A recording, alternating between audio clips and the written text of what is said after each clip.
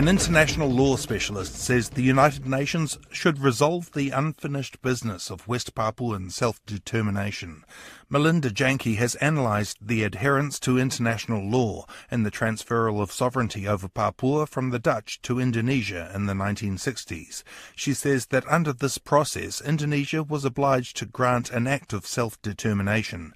But Ms Janki argues that 1969's so-called Act of Free Choice didn't meet with international standards of self-determination. Indonesia has strong support among other countries for its claim to Papua and insists the 1969 referendum finalised its territorial claim to Papua. But Ms Janki told Johnny Blades that the process around the referendum clearly lacked legitimacy. If you look at the legal obligations that the Netherlands had under the United Nations Charter, they were to bring West Papua as a non-self-governing territory up to the stage where it could exercise freely a right to self-determination. The Netherlands didn't do that. What they did instead was to enter into the New York Agreement, which was really a treaty between the Netherlands and Indonesia, where they agreed that the Netherlands would hand over administration to the United Nations Temporary Executive Authority, and they could then hand over administration to Indonesia. And Indonesia agreed in the treaty that they would hold an act of self-determination. And if you do that, when you hold an act of self-determination, you must make sure that it's completely free and that the people have a range of choices. What actually happened is that the Indonesian government rounded up 1,022 people, forced them to declare that they wanted to remain with Indonesia, and then went to the United Nations and said, we've held an act of self-determination, that's all we need to do. Clearly, that was not all they needed to do, and it's a complete breach of international law, and it's a complete and fundamental violation of the West Papuan right to self-determination. But that was sanctioned by the United Nations, wasn't it?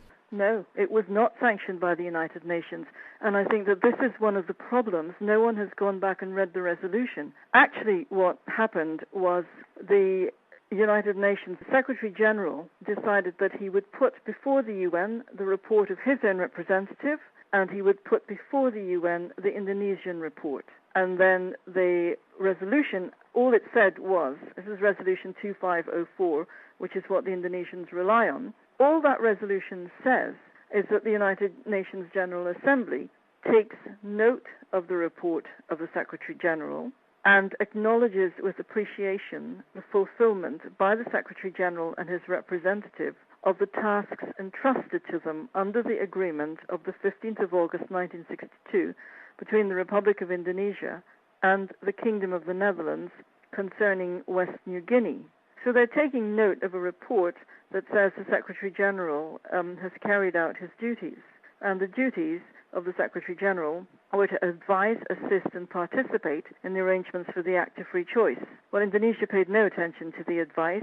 The Secretary-General's representative did very little in the way of assisting and even less in the way of participating. So all the General Assembly said is we take note of this report. There is anywhere in the United Nations General Assembly, a resolution which says the General Assembly approves the integration of West Papua into the Republic of Indonesia.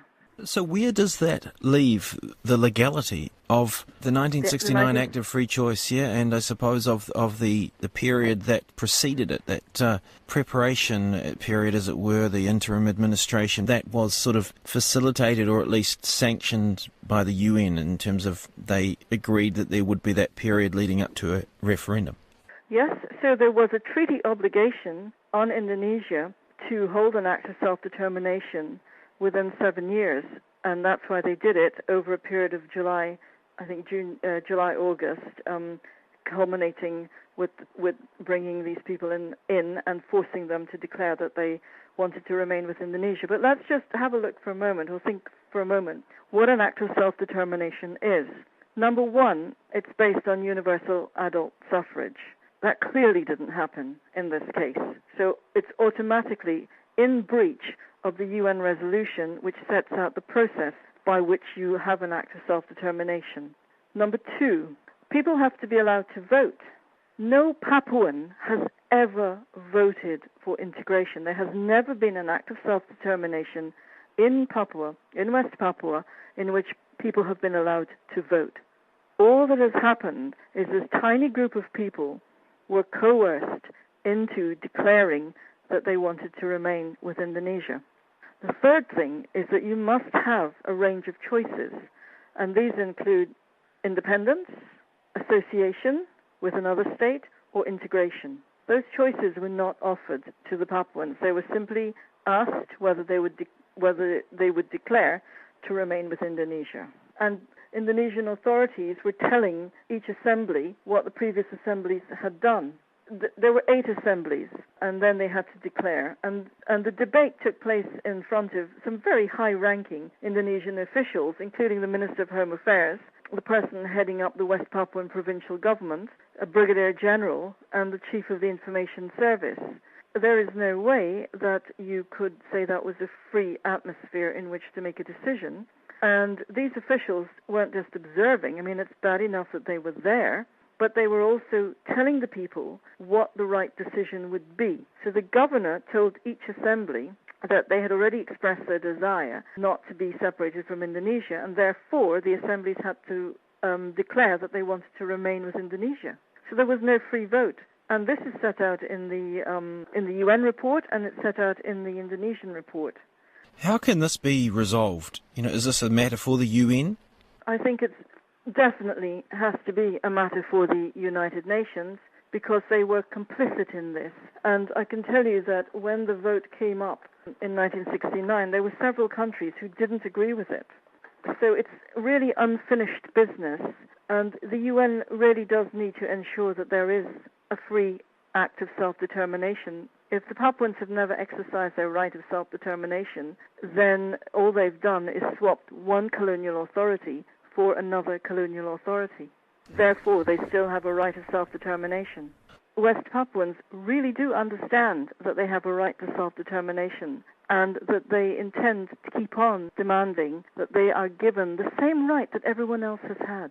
So the only question now is not whether they exercise their right of self-determination, but when will it happen? How long is it going to take now for a genuine act of self-determination? How long is it going to take for the United Nations to ensure compliance with international law? International law specialist